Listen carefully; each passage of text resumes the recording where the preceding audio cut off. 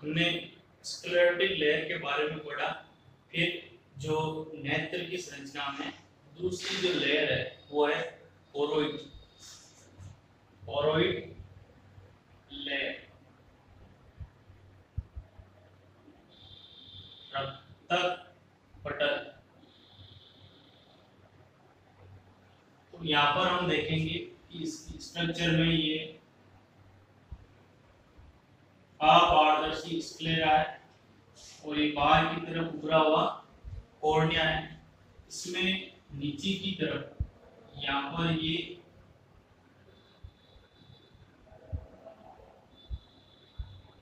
दूसरी लेयर होती है, जो बीच की लेयर है कोरोइड।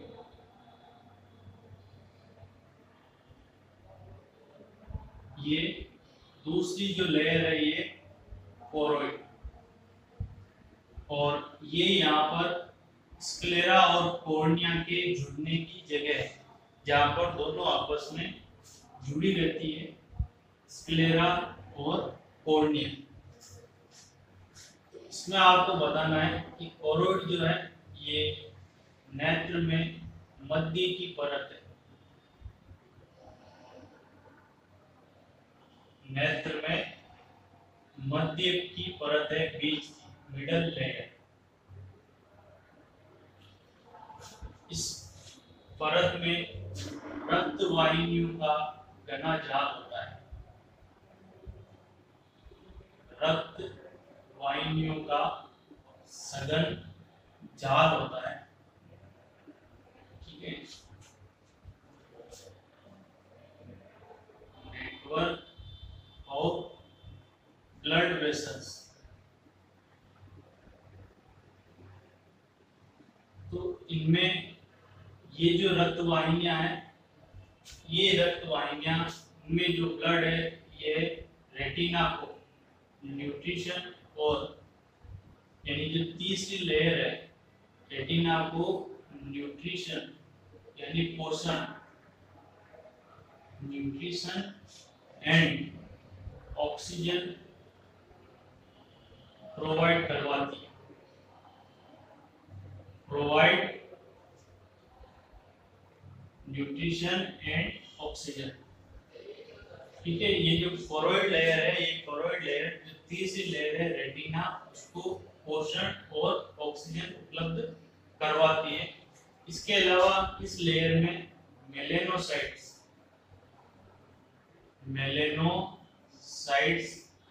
सेल्स होती है। मेलेनोसाइट कोशिकाएं होती है जिनमें मेलानिन पिगमेंट होता है। मेलानिन पिगमेंट, ये जो मेलानिन वर्णक है या मेलानिन पिगमेंट है, इस वर्णक की वजह से नेत्र का रंग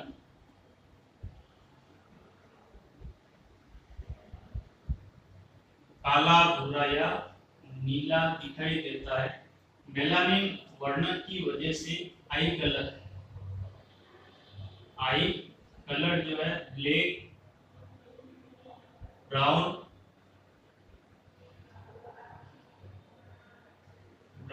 और ब्लू।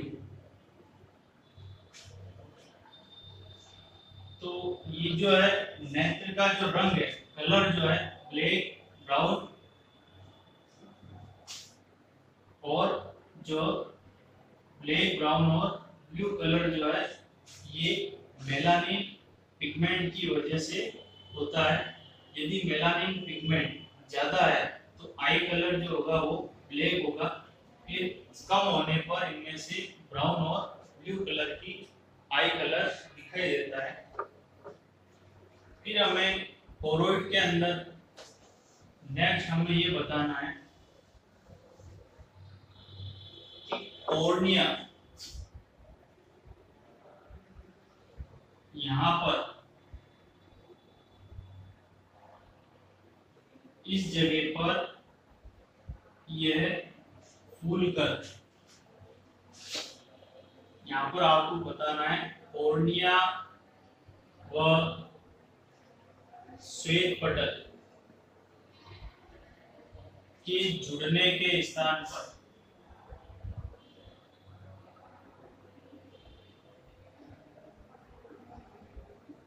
कोर्निया व श्वेत पटल के जुड़ने के स्थान पर यह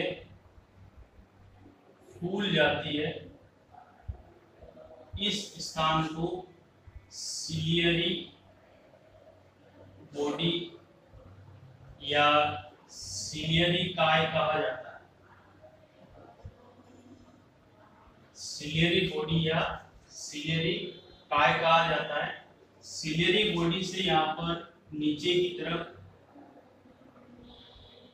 इस तरीके से ये जो संरचना है ये सिलियरी बॉडी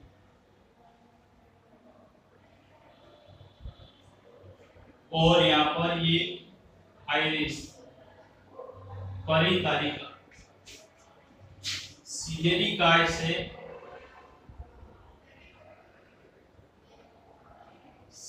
काय से नीचे की तरफ दो संरचनाएं निकलती है जिन्हें परितालिका या आइरिस कहा जाता है। परितालिका या आइरिस। तो ये सिलियरी काय से इस तरह की दो स्ट्रक्चर यहाँ पर निकलती है जिनको परितालिका या आइरिस कहा जाता है। आइरिस के बीच के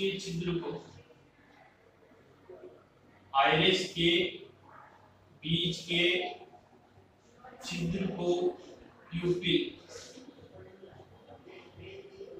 या पुतली कहते हैं। आइरिस के बीच का ये जो भाग है इस भाग को प्यूपिल कहा जाता है। अब ये जो आइरिस है ये आइरिस जो है ये मसल्स की बनी होती है। इन मसल्स में खिंचाव होने की वजह से ये कॉन्ट्रैक्शन होने की वजह से ये जो प्यूपिल है इसकी साइज छोटी या बड़ी हो सकती है। ये डिपेंड करता है कि बाहर जो है लाइट कम है या ज्यादा है। तेज रोशनी में प्यूपिल की साइज छोटी हो जाती है और कम रोशनी में प्यूपिल की साइज बड़ी हो जाती है, क्योंकि तेज रोशनी में आंखों के अंदर ज्यादा लाइट एंटर करती है जिससे आंख डैमेज हो सकती है। इस वजह से प्यूपिल का साइज छोटा हो जाता है और कम लाइट में हमें एकदम साफ दिखाई दे। इसके लिए ज्यादा से ज्यादा जो लाइट रेज होती है, प्रकाश किरणें जो है ज्यादा से ज्यादा एंटर करे ताकि हम कम लाइट में वस्तु को एकदम साफ देख सकें। इस वजह से कम लाइट में प्यूपिल का साइज बड़ा हो जाता है। तो प्यूपिल का जो साइज है छोटा या बड़ा ये डिपेंड करता है परितालिका पर। परितालिका में खिंचाव होने से इसका जो साइज है वो छोटा या बड़ा हो सकता है और ये डिपेंड करेगा कि बाहर जो है लाइट कितनी है, कम है या तेज है। जब मनुष्य की मृत्यु हो जाती है, उसकी डेथ होने पर डॉक्टर जो है ये जो प्यूपिल है आंख खोलकर वो आंख में टॉर्च से रोशनी करता है। यदि प्यूपिल अगर रेस्पॉन्ड करेगा, क्योंकि टॉर्च से ज्यादा रोशनी अंदर जाएगी जिससे प्यूपिल की साइज छोटी हो जानी चाहिए, क्योंकि जब डेथ होने पर प्यूपिल की साइज जो है वो थोड़ी बड़ी हो जाती है। प्यूपिल डायलेट हो जाता है, बड़ा हो जाता है। अगर वो टॉर्च से रोशनी करेगा तो ज्यादा लाइट में प्यूपिल की साइज छोटी होनी चाहिए। अगर वो रेस्पॉन्ड नहीं करता है इसका मतलब उस इंसान की डेथ हो चुकी है। ठीक है, यहाँ पर आइरिस के पीछे की तरफ, परितालिका के पीछे की तरफ यहाँ पर निलंबक तंतु निकले रहते हैं। यहाँ पर सस्पेंसरी लिगामेंट इनको कहा जाता है। सस्पेंसरी लिगामेंट ये सस्पेंसरी लिगामेंट यहाँ पर सिलियरी बॉडी से निकले हुए होते हैं। ये सस्पेंसरी लिगामेंट जो है यहाँ पर आई लेंस, यहाँ पर पीछे की तरफ आई लेंस होता है। ये आई लेंस को होल्ड किए हुए रहते हैं सस्पेंसरी लिगामेंट या निलंबक तंतु। तो यहाँ पर आपको बताना है परितारिका के पीछे, परितारिका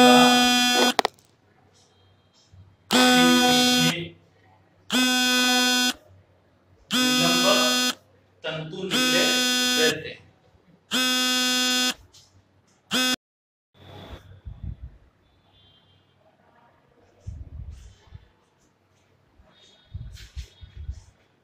यहाँ पर परितारिका के पीछे की ओर सिलियरी बॉडी से, सिलियरी काय से निलंबक तंतु, ठीक है, सस्पेंसरी लिगामेंट निकले रहते हैं। यह नेत्र लेंस को एक जगह पर स्थिर रखते हैं।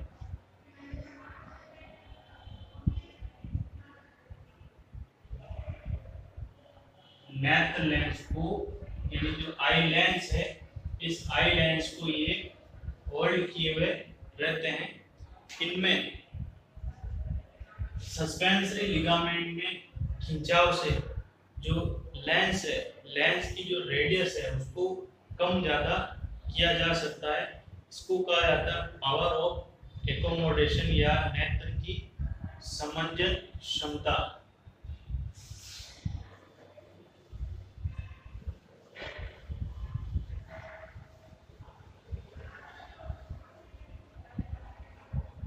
नेत्र की समंजन क्षमता। अब जो लेंस है, आई लेंस जो है ये उपयुतल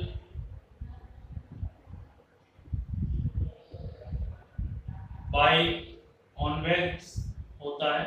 दोनों साइड में ये उत्तल कॉन्वेक्स होता है और इसके अंदर जो सेल्स होती है उन सेल्स में न्यूक्लियस, सेल्स में न्यूक्लियस व ऑर्गेनेलिस, केंद्रक व कोशिकांग अनुपस्थित होते हैं। न्यूक्लियस और ऑर्गेनेलिस इसमें एब्सेंट होंगे लेंस के अंदर जो सेल्स होती है, ताकि लेंस जो है ज्यादा से ज्यादा वो ट्रांसपेरेंट होना चाहिए। अगर उसके अंदर न्यूक्लियस और ऑर्गेनेलिस होंगे तो वो ज्यादा ट्रांसपेरेंट नहीं रहता है। इस वजह से लेंस की जो सेल्स होती है उनमें न्यूक्लियस और ऑर्गेनेलिस बाद में जो है डिसअपियर हो जाते हैं, ताकि लेंस जो है ज्यादा ट्रांसपेरेंट होता है। इसके अलावा इसके अंदर क्रिस्टलीन प्रोटीन होता है। लेंस में क्रिस्टलीन प्रोटीन पाया जाता है। इससे संबंधित कि मोतियाबिंद, मोतियाबिंद या कैटरेक्ट, ये जो लेंस है, ये लेंस यहाँ से कॉर्निया से होकर लाइट रेज जो आती है उनको ये आगे की तरफ, इससे जो है अपवर्तित होकर ये आगे की तरफ जाती है और रेटिना पर इमेज बनाता है। ठीक है, तो लेंस जो है ये रेटिना पर वस्तु का इमेज बनाएगा और इससे बनने वाली जो इमेज है ये वास्तविक, उल्टी व छोटी इमेज बनाता है। वास्तविक, उल्टी और छोटी इमेज यानी जो इमेज बनेगी रेटिना पर इस लेंस के द्वारा वो रियल,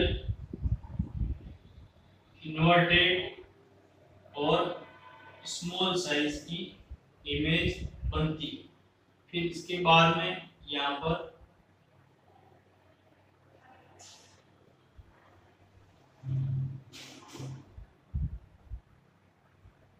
मोतियाबिंद या कैटरेक्ट यानी उम्र बढ़ने के साथ साथ में जो नेत्र लेंस है, नेत्र लेंस की पारदर्शिता धीरे धीरे कम होने लगती है।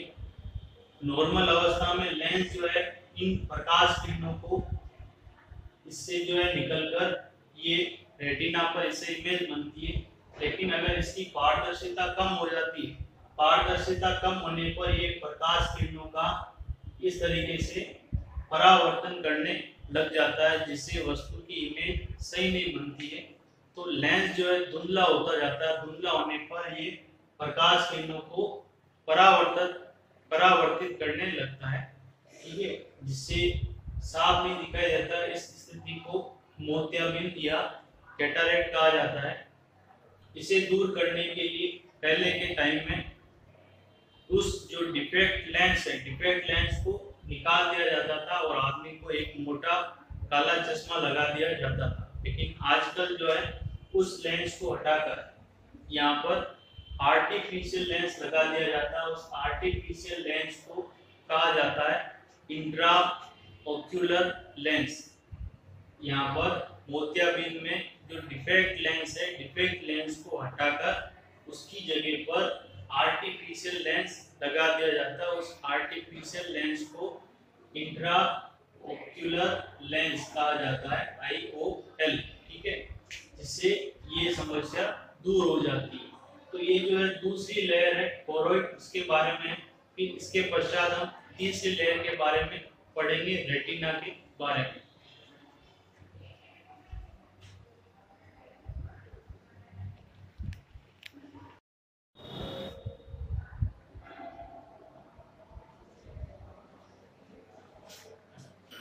लेंस के पश्चात यहाँ पर ये ट्रांसपेरेंट लेंस है और ये आई के अंदर जो थर्ड लेयर है जिसको रेटिना कहा जाता है, तो ये यहाँ पर तीसरी परत दृष्टि पटल या रेटिना कहलाती है। और अब हम इसके पश्चात दो पॉइंट है, एक तो एक्वस ह्यूमर और वाइटरस ह्यूमर, इनके बारे में पढ़ेंगे कि एक्वस ह्यूमर और वाइटरस ह्यूमर क्या होता है। तो यहाँ पर ये कॉर्निया है और ये लेंस है। तो कॉर्निया और लेंस के बीच में यहाँ पर एक लिक्विड जो है भरा रहता है, वाटरी लिक्विड, पानी के जैसा एक तरल यहाँ पर भरा रहता है, जिसको एक्वस ह्यूमर कहते हैं। एक्वस ह्यूमर का जो निर्माण है वो यहाँ पर ये जो सिलियरी बॉडी है, सिलियरी बॉडी, तो सिलियरी बॉडी में इनकी जो सेल्स है वो एक्वस ह्यूमर बनाती रहती है। और यहीं पर पास में एक डक्ट होती है, एक नलिका होती है, जिसको कहा जाता है कैनाल ऑफ स्केलम। स्केलम की जो नलिका है, उस नलिका के द्वारा यदि एक्वस ह्यूमर यहाँ पर ज्यादा मात्रा में है तो ज्यादा जो एक्वस ह्यूमर है वो उस नलिका से बाहर की तरफ निकाल दिया जाता है, जिससे एक्वस ह्यूमर की मात्रा समान बनी रहती है। ये एक्वस ह्यूमर यहाँ पर जो है कॉर्निया और लेंस इन पर दबाव बनाए रखता है। तो एक्वस ह्यूमर कहाँ पर प्रेजेंट होगा? कॉर्निया और लेंस के बीच में एक वाटरी सब्सटेंस है, पानी के समान है, जिसको एक्वस ह्यूमर या हिंदी में इसको तेजु जल कहा जाता है। एक्वस ह्यूमर या तेजोजल। इसी प्रकार से वाइटेरस ह्यूमर ये लेंस और रेटिना के बीच में, यहाँ पर ये जो पूरी की पूरी जो खाली जगह है, इस खाली जगह पर वाइटेरस ह्यूमर भरा रहता है। तो वाइटेरस ह्यूमर जो है कहाँ पर होगा, लेंस और रेटिना के बीच में। वाइटेरस ह्यूमर जो है ये एक जेली लाइक सब्सटेंस है, जेली लाइक सब्सटेंस, जबकि एक्वस ह्यूमर जो है ये एक वाटरी सब्सटेंस है, पानी के जैसा तरल है। जबकि वाइटेरस ह्यूमर ये जेली लाइक है, यानी थोड़ा सा गाढ़ा द्रव होता है, जिसको वाइटेरस ह्यूमर कहा जाता है। ये वाइटेरस ह्यूमर यहाँ पर लेंस और रेटिना के बीच में जो खाली स्पेस है, उस खाली स्पेस को भरे हुए रहता है। वाइटेरस ह्यूमर और एक्वस ह्यूमर की वजह से ये जो आई बॉल है, नेत्र गोलक जो है, इसकी एक फिक्स शेप बनी रहती है। इसके अलावा ये लेंस और इस रेटिना पर दबाव बनाए रखता है। ठीक है, ये दोनों जो है लिक्विड जो है ट्रांसपेरेंट होते हैं। एक्वस ह्यूमर और वाइटेरस ह्यूमर दोनों ट्रांसपेरेंट होते हैं, ताकि इससे जो है प्रकाश किरणें सीधी आर पार निकल सके। कभी कभार एक्वस ह्यूमर यानी यहाँ पर एक जो है, अभी मैंने बताया कि यहाँ पर स्केलम की नलिका पाई जाती है, जिससे एक्वस ह्यूमर अगर अधिक मात्रा में बन रहा है तो एक्सेस में जो एक्वस ह्यूमर है उसको उस नलिका से बाहर निकाला जाता है। यदि किसी कारणवश ये जो कैनाल ऑफ स्केलम है, यदि वो किसी वजह से उसमें अवरोध उत्पन्न हो गया, उसमें रुकावट हो गई, तो एक्वस ह्यूमर बाहर नहीं निकल पाएगा और यहाँ पर जो है दाब बढ़ जाएगा, जिससे आंख को डैमेज हो सकता है। इस स्थिति को ग्लूकोमा कहा जाता है। ग्लूकोमा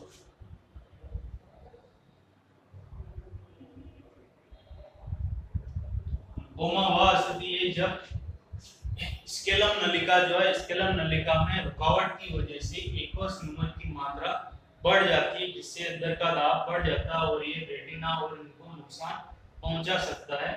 इस स्थिति को ग्लूकोमा या हिंदी में इसको सबलकाय कहा जाता है। ठीक है, तो ये जो है हमने दूसरी लेयर के बारे में पढ़ा है, कोरोइड। इसके पश्चात हम तीसरी लेयर के बारे में पढ़ेंगे, रेटिना के बारे में।